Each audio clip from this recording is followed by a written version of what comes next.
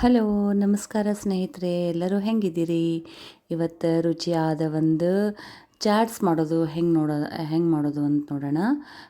ಮಸಾಲ ಪೂರಿನ ಒಂದು ಕುಕ್ಕರ್ ಒಳಗೆ ನಾ ಏನು ಮಾಡೀನಿ, ಹಸಿ ಬಟಾಣಿ ಮತ್ತು ಒಂದೆರಡು ಆಲೂಗಡ್ಡಿನ ಹಾಕ್ಕೊಂಡೀನಿ. ಹಸಿ ಬಟಾಣಿ ನಾ ಇಲ್ಲೇ 2 ಕಪ್ಪಿನಷ್ಟು ತೊಗೊಂಡೀನಿ. ನಾ ಇಲ್ಲಿ 3 ಜನಕ್ಕೆ ಮಾಡೋದ್ರಿಂದ ಅಷ್ಟು ತೊಗೊಂಡೀನಿ. ಅದು ಚೊತ್ನಾಗಿ ಬೇಯಿಸ್ಕೊಂಬಂದ್ಬಿಡೋಣ. ಆಮೇಲೆ ಪಕ್ಕದಲ್ಲಿ ಇನ್ನೊಂದು ಪಾತ್ರೆ ಇಟ್ಕೊಂಡು ಅದರೊಳಗೆ 1 ಟೇಬಲ್ ಸ್ಪೂನಷ್ಟು ಎಣ್ಣೆ ಹಾಕ್ಕೊಂಡೀನಿ.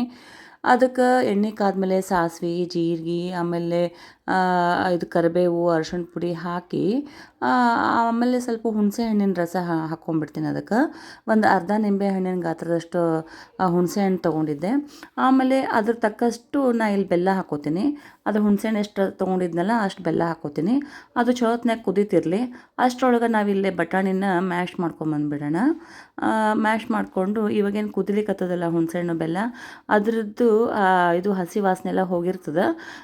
ಈಗ ಅದರೊಳಗೆ ನಾವು ಇದನ್ನು ಬಟಾಣಿದು ಏನು ಇರ್ತದಲ್ಲ ಮಿಶ್ರಣ, ಅದನ್ನೆಲ್ಲ ಹಾಕ್ಕೊಂಬಿಡ್ಬೇಕು. ಈಗ ಇದನ್ನು ಪೂರ್ತಿಯಾಗಿ ನೋಡಿರಿ ಎಷ್ಟು ಚಲೋ ಕಾಣ್ಲಿಕ್ಕತ್ತದ. ಆಮೇಲೆ ಹೊರಗೆ ಹೋಗಿ ತಿನ್ನೋದ್ರಿಂದ ಹೊಟ್ಟೆನೂ ತುಂಬಂಗಿಲ್ಲ, ಆಮೇಲೆ ಜಾಸ್ತಿ ರೊಕ್ಕನೂ ಹೋಗ್ತದೆ. ಈಗ ಮನೆಯೊಳಗೆ ನೋಡಿರಿ ಎಷ್ಟು ಆರಾಮ್ ಮಾಡ್ಕೊಂಡು ತಿನ್ಬೋದು.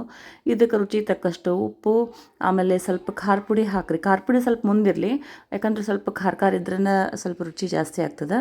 ಇದಕ್ಕೆ 1 ಸ್ಪೂನಷ್ಟು ನಾ ಇಲ್ಲಿ ಗರಂ ಮಸಾಲೆ ಹಾಕ್ಕೊಳ್ಲಿಕ್ಕತ್ತೀನಿ.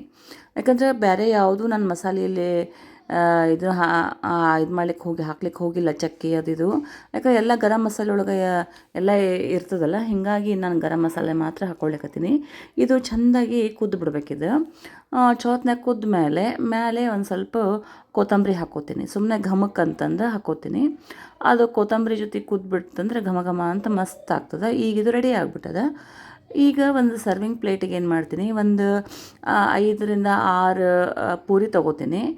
ನಿಮಗೆ ಪೂರಿ ಎಷ್ಟು ಬೇಕು ಅಷ್ಟು ಹಾಕ್ಕೊಳ್ರಿ. ಹುಡುಗರಿಗೆ ಭಾಳ ಇಷ್ಟ ಆಗ್ತದೆ ಪೂರಿ, ಹೀಗಾಗಿ ನೋಡಿ ಹಾಕ್ಕೊಳ್ರಿ. ಈಗ ಇದನ್ನು ಒಂದು ಸ್ವಲ್ಪ ಮುರಿದು ಬಿಡ್ತೀನಿ. ಮುರಿದು ಮೇಲೆ ನಾವು ಇದು ಮಸಾಲೆ ಮಾಡ್ಕೊಂಡಿವಲ್ಲ ಬಟಾಣಿ ಕಾಳಿಂದ, ಅದನ್ನೆಲ್ಲ ಫುಲ್ ಹಾಕ್ಕೊಂಬಿಡ್ತೀನಿ. ಫುಲ್ ಅಂದರೆ ಫುಲ್ ಅಲ್ಲ, ಒಂದು 3 ಸ್ಪೂನಷ್ಟು ಹಾಕ್ಕೊಂಬಿಡ್ತೀನಿ. ಯಾಕಂದ್ರೆ ಹೆವಿ ಆಗ್ತದೆ ಇದು ಭಾಳ. ಇದ್ರ ಮೇಲೆ ಸಣ್ಣದಾಗಿ ಹೆಚ್ಚಿಟ್ಕೊಂಡಿರೋಂಥ ಇದು ಹಾಕ್ತೀನಿ, ಈರುಳ್ಳಿ.